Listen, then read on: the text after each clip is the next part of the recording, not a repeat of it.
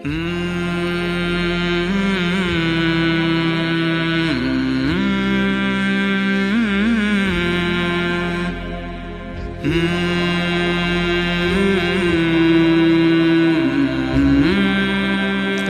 علیکم ورحمۃ اللہ وبرکاتہ۔ الحمدللہ وکفی وسلام علی عبادہ الذین اصطفیٰ وخاصۃ علی محمد رسول اللہ صلی اللہ تعالی علیہ وسلم۔ اما بعد فاعوذ باللہ من الشیطان الرجیم، بسم اللہ الرحمن الرحیم۔ وَكَذَلِكَ جَعَلْنَاكُمْ أُمَّةً وَسَطًا لِتَكُونُوا شُهَدَاءَ عَلَى النَّاسِ، اور ہم نے تمہیں اعتدال والی امت بنایا تاکہ تم دنیا کے لوگوں کے سامنے گواہی دے سکو۔ یہ ایک آیت کا ٹکڑا میں نے پڑھا ہے۔ روزانہ کی تلاوت میں سارا قرآن تو بیان نہیں ہو سکتا، جو آیت پیش کرنی زیادہ ضروری ہوتی ہے اس کو میں کوشش کرتا ہوں ہائی لائٹ کر دوں۔ اس میں اللہ نے ہمیں زندگی گزارنے کا ایک پیمانہ دے دیا، ایک ترازو دے دیا ہے کہ ہم نے تمہیں اعتدال والی امت بنایا ہے۔ اس کی میں مثال دیتا ہوں، جیسے پہلے زمانے میں ترازو ہوتے تھے، اب تو ڈیجیٹل آ گئے۔ تو ترازو ہوتے تھے تو اس میں نا ایک کانٹا ہوتا تھا یہاں ایسے کر کے، اور ادھر دو پلڑے ہوتے تھے۔ تو جب وہ کانٹا بالکل درمیان میں ہوتا تھا، نہ ادھر جھکاؤ نہ ادھر جھکاؤ، تو اس کی اس حیثیت کو اعتدال کہتے ہیں۔ ادھر چلا جائے زیادہ تو بھی شدت پسندی، ادھر چلا جائے زیادہ تو بھی شدت پسندی۔ یوں ہو جائے دین میں بہت زیادہ، یہ بھی اللہ کو پسند نہیں۔ ایسے ہو جائے دنیا میں بہت زیادہ، یہ بھی اللہ کو پسند نہیں۔ اللہ تعالیٰ فرماتے ہیں کہ اپنی زندگی میں عدل پیدا کرو، انصاف پیدا کرو، اعتدال پیدا کرو، کہ جب دنیا میں لگو تو ایسے نہ لگو کہ تمہیں آخرت بھول جائے، تم جھوٹ کو حلال کر دو، سود کو حلال کر دو، اور سارے حرام کو کرتے چلے جاؤ کہ جی ہم تو گناہ گار ہیں، ہم تو دنیا دار ہیں۔ یہ بھی انتہا پسندی ہے، یہ اللہ کو پسند نہیں ہے۔ دنیا کی طلب ایک بڑا عمل ہے۔ اللہ کے نبی کا فرمان ہے، من طلب الدنیا حلالا، جس نے رزق حلال کمایا، جس نے دنیا کو حلال راستے سے طلب کیا، اس میں جھوٹ نہیں، اس میں دھوکہ نہیں، فراڈ نہیں، اس میں سود نہیں، اس میں ظلم اور زیادتی نہیں، اس میں وعدہ خلافی نہیں، کسی غلط چیز کی تجارت نہیں، شراب بیچتا ہے یا ڈرگز بیچتا ہے، نسل کو برباد کرتا ہے۔ تو جس نے حلال راستے سے دنیا کو کمایا، استعفافاً عن المسئلہ، کہ مجھے مانگنا نہ پڑے لوگوں سے، میں خوددار بن کے زندگی گزاروں۔ سعیاً علی اہلہ، اپنے بچوں پہ خرچ کرنے کے لیے کہ وہ عزت کی زندگی گزاریں۔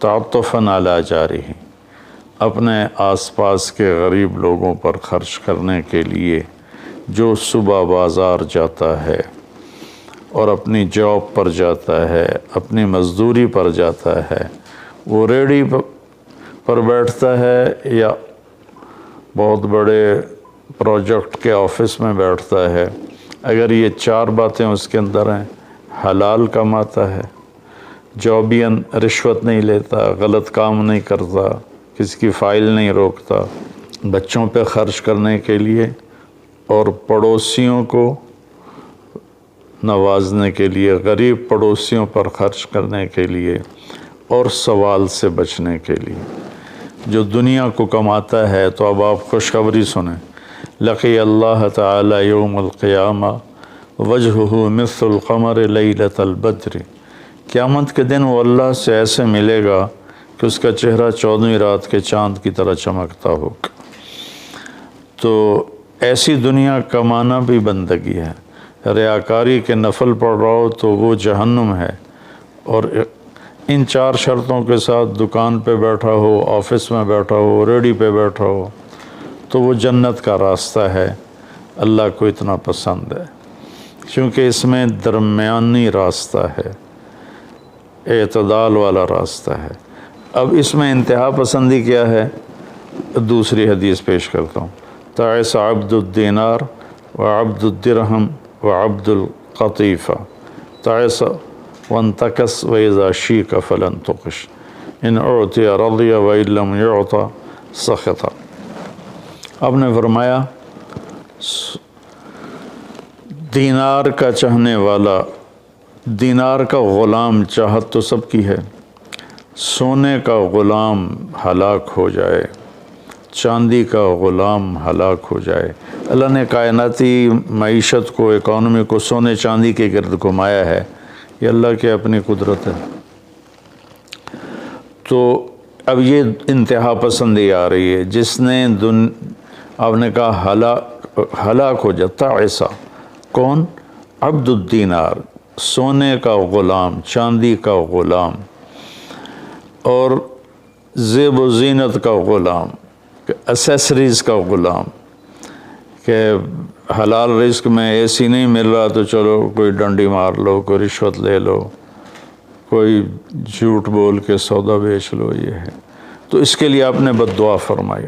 یہ بخاری شریف کی روایت ہے، آپ رحمت اللہ علیہ عالمین ہو کر آپ بد دعا فرما رہے ہیں کہ ایسے لوگ، چونکہ یہ لوگ جب دنیا میں جاتے ہیں تو اوروں کے حقوق مارتے ہیں، اوروں جو رشوت لیتا ہے، وہ رشوت دینے والا پتہ نہیں کن مشکلوں سے اپنے کام کے لیے پہنچا ہوتا ہے، جس کو یہ دھوکہ دے کے مال بیچ دیتا ہے، وہ پتہ نہیں کتنی مشکلوں سے پیسہ بنا کے مال لینے آتا ہے، اس کو یہ 2 نمبر ٹکا دیتا ہے۔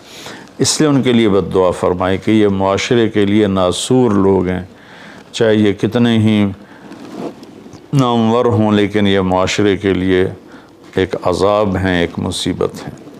تو دنیا میں بھی چلو تو درمیانہ راستہ اختیار کرو، اتنے نہ کھب جاؤ میرے بھائیو کہ ٹوائلٹ میں بھی سودے ہو رہے ہوتے ہیں، پیشاب کرتے ہوئے۔ ابھی میں کراچی سے لوٹا تو لاہور ایئرپورٹ پر میں وضو کرنے گیا تو پیچھے جو پیشاب کرنے کی جگہ ہوتی، وہاں ایک آدمی کھڑا ہوا، گردن کے ساتھ اس نے موبائل پکڑا ہوا تھا اور بولے جا رہا تھا، بولے جا رہا تھا، بولے جا رہا تھا۔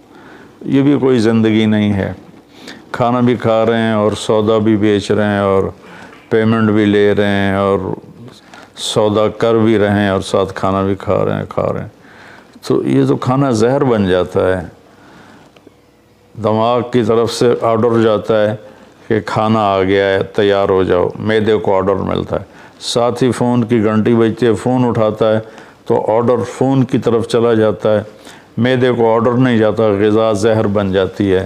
تو ایسی دنیا کما کے کیا کرنا جس میں آپ کی صحت ہی برباد ہو جائے اور آپ اتنے مصروف ہو جائیں کہ گھر میں آ کر بھی کوئی بچوں سے دلچسپی نہیں، بس اپنے موبائل پر یا سودے کر رہے ہیں یا موبائل پہ کوئی گیمیں کھیل رہے ہیں یا کوئی مووی دیکھ رہے ہیں یا کوئی ڈرامہ دیکھ رہے ہیں۔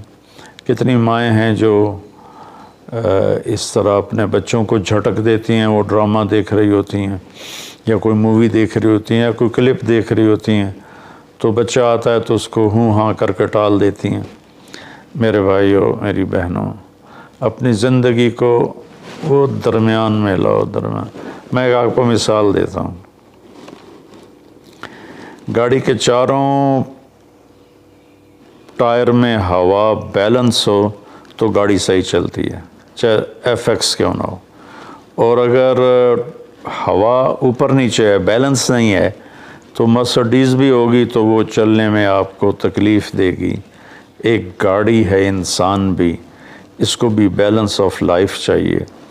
یہ گھر میں آؤ تو گھر کے ہو جاؤ، فون آف کر دو، اور اپنے بچوں سے بات کرو، بیوی سے بات کرو، ان کے ساتھ بیٹھو، ان سے گپ شپ کرو، اور گھر کی باتیں کرو، گھر کے مسائل ذکر کرو، باہر کے مسائل کو گیٹ پہ چھوڑ کے آ جایا کرو۔ تو یہ تو دنیا ہے نا، اللہ نے اس میں ناپسند کیا ہے کہ ہم اپنے آپ کو زیادہ کھو پائیں، لیکن دین میں بھی اللہ نے ناپسند کیا ہے کہ ہم اس میں زیادہ لگ جائیں۔ لا تغلوا فی دینکم، اپنے دین میں انتہا پسندی پہ مت جاؤ۔ اللہ نے اپنے محبوب سے فرمایا فلا تذهب نفسك علیہم حسرات، میرے نبی آپ ان غیر مسلموں کو تبلیغ کرتے ہوئے اتنا دکھ نہ اٹھائیں کہ آپ خود آہیں بھرتے بھرتے فوت ہو جائیں۔ اللہ نے اپنے نبی سے فرمایا، نماز لمبی کی تو اللہ نے اس سے منع فرما کر فرمایا کہ ما انزلنا علیک القرآن لتشقی۔ اللہ نے اپنے نبی سے اعتدال مانگا، لا تبسطھا کل البسط، میرے نبی آپ مال خرچ کریں لیکن سارا نہ خرچ کریں، کچھ بچا کے بھی رکھیں۔ اللہ نے اپنے محبوب سے فرمایا، اس لیے تو اللہ نے زکوٰۃ کا نظام چلایا۔ تو اور ایک حدیث پہ پیش کرتا ہوں، 3 صحابہ آئے حضرت عائشہ رضی اللہ عنہ کے پاس کہ اللہ کے نبی کی رات کیسی ہوتی ہے، تو انہوں نے فرمایا کہ سوتے بھی ہیں اور اٹھتے بھی ہیں، نفل بھی پڑھتے ہیں، بلکہ آپ کی بہت خوبصورت عادت تھی جب آپ تہجد سے فارغ ہو جاتے تو یوں کر کے لیٹ جاتے، ایسے کر کے، اور حضرت عائشہ رضی اللہ تعالیٰ عنہ بھی اٹھ جاتی تو آپ ان کے ساتھ اسی حال میں باتیں کرتے، گپ شپ لگاتے۔ تہجد کے وقت میں اپنی بیگم سے پیار محبت کی باتیں ہو رہی ہیں، اتنے میں حضرت بلال اذان دیتے تو آپ اٹھ کے 2 رکعت سنت ادا کرتے اور نماز پڑھانے کے لیے مسجد تشریف لے جاتے تھے۔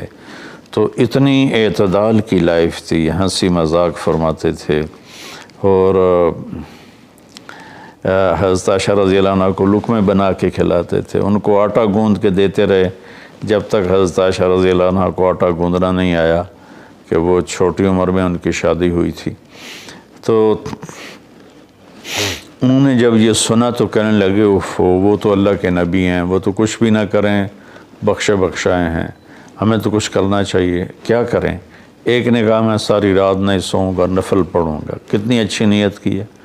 دوسرے نے کہا میں ساری زندگی روزے رکھوں گا، کبھی افطار نہیں کروں گا، کتنی اچھی نیت ہے۔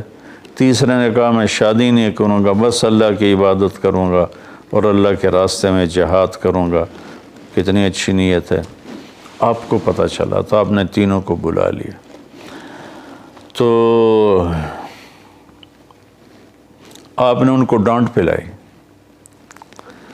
تم میرے اللہ کو مجھ سے زیادہ جانتے ہو،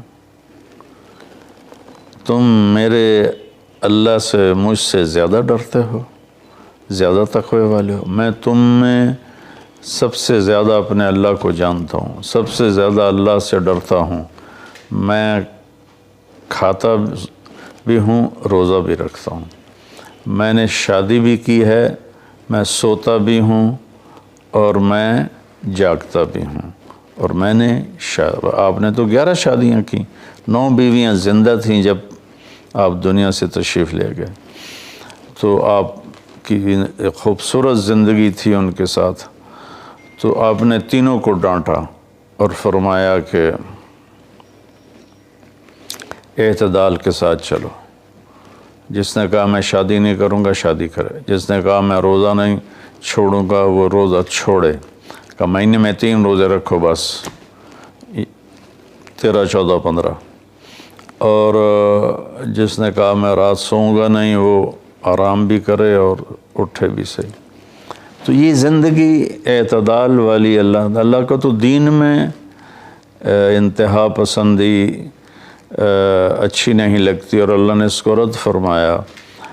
ہمارے بعض نادان دوست قربانی کے نام پر پورے گھر کو اجاڑ دیتے ہیں اور انہیں احساس بھی نہیں ہوتا کہ کتنا بڑا نقصان کر رہے ہیں۔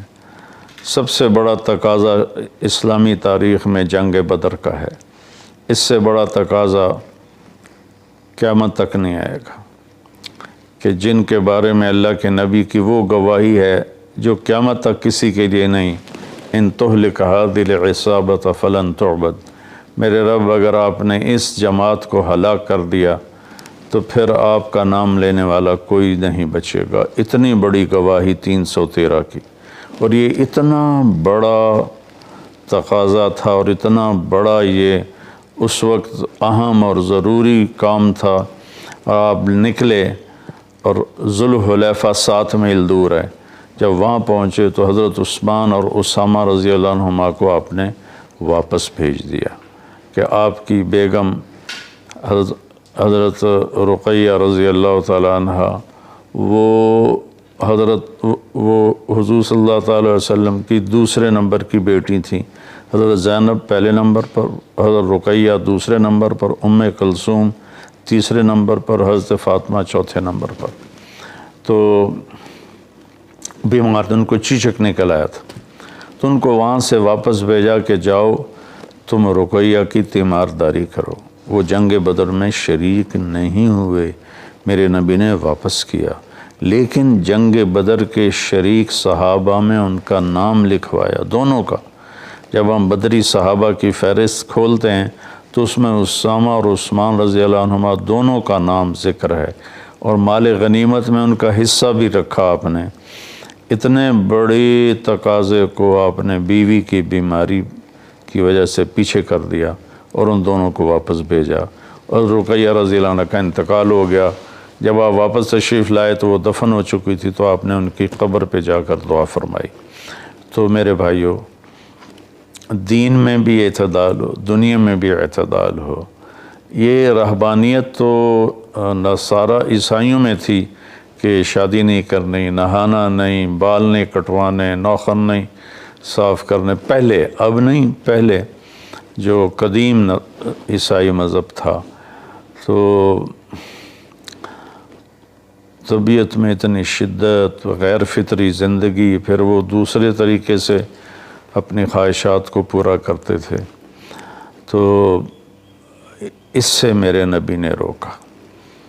بعد میں ایک ٹرینڈ چل گیا کثرت عبادت کا، لیکن وہ کوئی معیار نہیں ہے کہ فلاں بزرگ تھے، انہوں نے 40 سال عشاء کے وضو سے فجر کی نماز پڑھی، اور فلاں بزرگ تھے، انہوں نے 30 سال عشاء کے وضو سے فجر کی نماز پڑھی، اور فلاں بزرگ تھے وہ 25 سال جنگل میں پھرتے رہے۔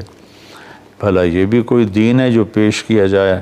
ہمارا دین تو پوری دنیا کو پیش کرنے کے لیے ہے۔ ان الدین عند اللہ الاسلام۔ اب اسلام ہی ایک مذہب ہے جو باقی ہے اپنی صحیح معنی میں، تو ہمیں پیش کرنا ہے لوگوں کو، یہ تو ہم اپنوں کو پیش نہیں کر سکتے کہ 25 سال جنگلوں کی خاک چھانتے رہے۔ یہ تو رہبانیت سے بھی کوئی آگے کی چیز ہے، لیکن یہ ان کی بزرگی کے طور پہ بیان کیا جاتا ہے۔ ایک بزرگ تھے، اپنے بالوں کو رسے سے باندھ لیتے تھے، رسہ اوپر چھت میں لٹکا ہوتا تھا، تو جب نماز پڑھتے پڑھتے ان کو نیند کا جھٹکا آتا تو وہ ایسے ہوتے تو وہ بالوں کو زبردستی جھٹکا پڑتا، جس سے وہ ان کی آنکھ کھل جاتی اور پھر نفلوں میں شروع ہو جاتے۔ یہ تو میرے نبی کے حکم کے خلاف ہے۔ آپ نے فرمایا تم میں کوئی عبادت میں لگے جب تک وہ بشاشت ہے اور اس کو نیند نہیں، جب نیند کا سمجھے غلبہ ہو رہا ہے نفل چھوڑ کے جا کے سو جائے۔ تو بعد میں یہ ایسی چیزیں پیدا ہوئیں کہ سارا سال روزے رکھنا، اور کبھی ایسا کہ ساری رات جاگنا، یہ کوئی دین نہیں ہے، یہ وہ دین نہیں ہے جسے ہم پیش کر سکیں۔ ایک بزرگ کا انتقال ہوا تو میں تعزیت کے لیے گیا، تو ان کے بیٹے بتانے لگے کہ ہمارے والد صاحب صبح 3 بجے اٹھ کے نیچے اپنے کمرے میں آ جاتے تھے جہاں مریدین آتے تھے، اور باقی جو ان کے اپنے علمی کام ہوتے تھے، اور رات 11 بجے واپس جاتے تھے۔ ساری زندگی یہ معمول رہا۔ یہ کوئی قابل ذکر بات نہیں ہے جس کو ہم بطور ایک نمونہ پیش کریں۔ میرے نبی نے اپنی زندگی کو 4 حصوں میں تقسیم کیا ہوا تھا۔ ایک حصہ لوگوں کے لیے، ایک بیوی بچوں کے لیے، ایک اپنی ذات کے کاموں کے لیے۔ آپ اپنے کپڑے خود دھوتے تھے، 9 بیویاں تھیں، آپ اپنے کپڑے خود دھوتے تھے اور ایک حصہ آپ نے رکھا ہوا تھا اللہ کے لیے۔ تو آپ سے زیادہ مشکل لائف کسی کی نہیں، آپ سے زیادہ بڑا ذمہ دار کائنات میں کوئی نہیں۔ آپ نے زندگی کو 4 حصوں میں ڈیوائیڈ کیا ہوا تھا۔ تو اگر ہم دنیا میں لگتے ہیں تو حلال حرام بھول جاتے ہیں، جھوٹ سچ بھول جاتے ہیں، دھوکہ دیانت کو بھول جاتے ہیں، اور دین میں لگتے ہیں تو بچے بیوی بھول جاتے ہیں، اپنے کام کاروبار بھول جاتے ہیں۔ آپ دیکھیں اصحاب صفہ وہ تھے جن کا کوئی کام نہیں تھا، لیکن 10 مبشرہ میں سے ایک بھی اصحاب صفہ میں نہیں، خلفاء میں ایک بھی اصحاب صفہ میں نہیں۔ اور اصحاب صفہ کوئی دینی تقاضوں کے لیے فارغ نہیں بیٹھے تھے، اصحاب صفہ کا ٹھکانہ کوئی نہیں تھا۔ جب صدیقی دور میں ٹھکانے مل گئے تو اصحاب صفہ بھی ختم ہو گئے۔ تو بھائیو، میری گزارش ہے آپ سب کی خدمت میں کہ اعتدال کی زندگی گزارو، اللہ کے واسطے اعتدال کی زندگی گزارو۔ ایک صحابی آئے، بڑے مالدار تھے، کپڑے ان کے پرانے بھی تھے اور بڑے گھٹیا قسم کے تھے اور میلے بھی تھے۔ آپ نے ان سے فرمایا کیا ہوا، غریب ہو گئے ہو؟ کہا جی نہیں۔ آپ نے فرمایا تو اللہ نے جو تجھے دیا ہے تو وہ چاہتا ہے کہ اللہ تیرے اوپر اس کا اثر دیکھے، اٹھو جا کے کپڑے تبدیل کر کے آؤ۔ آپ نے ان کو واپس بھیجا، ان کے کپڑے تبدیل کروائے۔ تو یہ کہ کسی کو اللہ رزق دیتا ہے، وہ اچھے کپڑے پہنتا ہے، اچھی سواری استعمال کرتا ہے، اچھے گھر میں رہتا ہے، اپنا کاروبار دیکھتا ہے، اس کو دنیا داری نہیں کہتے۔ دنیا داری تو جھوٹ اور فراڈ اور حرام اور رشوت، جتنے غلط راستوں سے جو جانا ہے کاروباری زندگی میں، یہ دنیا داری ہے۔ عبد الرحمن بن عوف رضی اللہ تعالیٰ عنہ نے وراثت میں اتنا سونا چھوڑا کہ بچوں میں تقسیم کرنے کے لیے وراثت کو کاٹتے کاٹتے آریاں ٹوٹ گئیں۔ 1000 گھوڑے، 10,000 بکریاں اور 1000 اونٹ، یہ مال مویشی ان کے پاس تھے، اور زمینیں الگ تھیں، لیکن وہ 10 بڑے صحابہ میں ہیں، ٹاپ 10 صحابہ میں ہیں۔ تو بھائیو، رمضان کا مہینہ ہے، اللہ سے مانگیں کہ اللہ ہمیں اعتدال والی زندگی نصیب فرمائے۔ السلام علیکم۔